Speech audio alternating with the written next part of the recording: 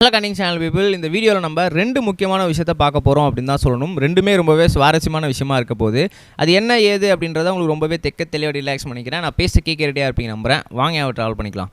முதல்ல ஒரு மிக முக்கியமான விஷயம் என்ன அப்படின்னு பார்த்தீங்கன்னா, நம்மளோட லோகேஷ் கனகராஜ் சார் ஸ்ருதிஹாசன் மேடம் கூட சேர்ந்து இனிமேல் அப்படின்னு சொல்லி ஒரு வீடியோ சாங் பண்ணியிருக்காங்க. அதை வந்து ஸ்ருதிஹாசன் மேடம் தான் கம்போஸும் பண்ணியிருக்காங்க. அந்த சாங்கில் வந்து ரொம்பவே ரொமான்டிக்கான சீன்ஸ்லாம் இருந்துகிட்டு இருக்கு. அந்த சீன்ஸில் ஒன்றும் பிரச்சனை இல்லை. அதை லோகேஷ் கனகராஜ் சார் பண்ணுறாரு அப்படின்னும் போது தான் எல்லாருக்குமே ரொம்பவே ஷாக்கிங்கான விஷயமா இருந்துச்சு.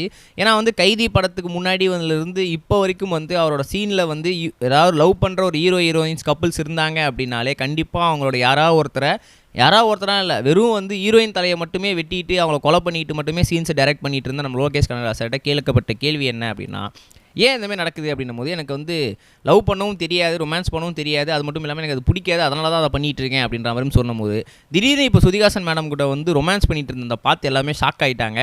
இதெல்லாம் ஃபேன்ஸ் கேட்கறதுக்கு முன்னாடி அவர் படத்தில், அதாவது விக்ரம் படத்தில் தலையை வெட்டப்பட்ட காயத்ரி மேடமே என்ன பண்ணாங்க அப்படின்னா ட்விட்டரில் ட்வீட்டாக போட்டிருந்தாங்க. என்னங்க சார் இது, உங்கள் படத்தில் வந்து லவ் பண்ணுன்ற ஒரே காரணத்தில் என் தலையை வெட்டிட்டு இங்கே வந்து நீங்கள் ரொமான்ஸ் பண்ணிட்டு இருக்கீங்களே, வாட் இஸ் திஸ் மேன் அப்படின்னு சொல்லி அவங்க வந்து ட்வீட் போட்டிருந்தாங்க. அது கீழே வந்து நிறைய வந்து ஃபேன்ஸ் எல்லாருமே வந்து நகைச்சுவையாக அதுக்கு வந்து ரிப்ளை ட்வீட்டும் பண்ணிட்டு இருக்காங்க, நிறைய கமெண்ட் பண்ணிட்டு இருக்காங்க அப்படின்னு தான் சொல்லணும். ஏன்னா வந்து இவருக்கு வந்து எந்த இன்டர்வியூலையுமே வந்து சொல்லிட்டு இருந்தார் எனக்கு ரொமான்ஸ் பண்ண வராது அப்படின்னு சொல்லி. முதல்ல வந்து நடிக்கவே வராதுன்னு சொல்லிட்டு இருந்தார். இப்போ நடிக்கிறதே வந்து எல்லாருக்குமே ஷாக்கிங்காக இருந்த நிலையத்தில் இன்னொரு ப்ளஸ்ஸாக வந்து என்ன பண்ணார் அப்படின்னு பார்த்தீங்கன்னா, நான் ரொமான்ஸுமே பண்ணுறேன் அப்படின்னும் போது பயங்கர ஷாக்கிங்காக தான் எல்லாருக்குமே இருந்துகிட்டு இருக்கு.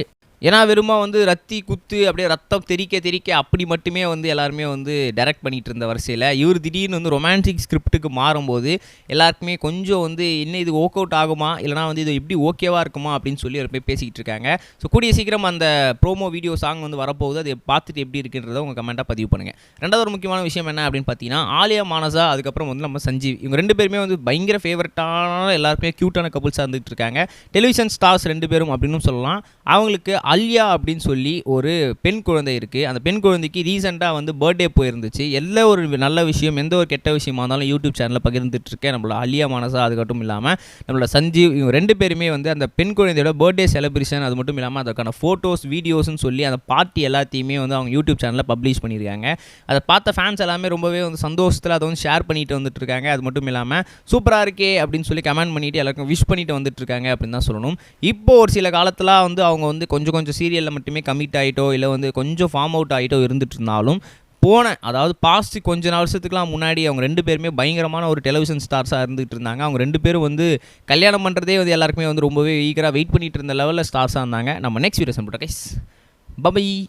இது வரைக்கும் கனெக்டிங் டிவிக்கு சப்ஸ்கிரைப் பண்ணனா மறக்காமல் சப்ஸ்கிரைப் பண்ணிக்கங்க. உடனடி அப்டேட்ஸ் பெறுவதற்கு நோட்டிஃபிகேஷன் பெல்லையும் கிளிக் பண்ணிக்கங்க.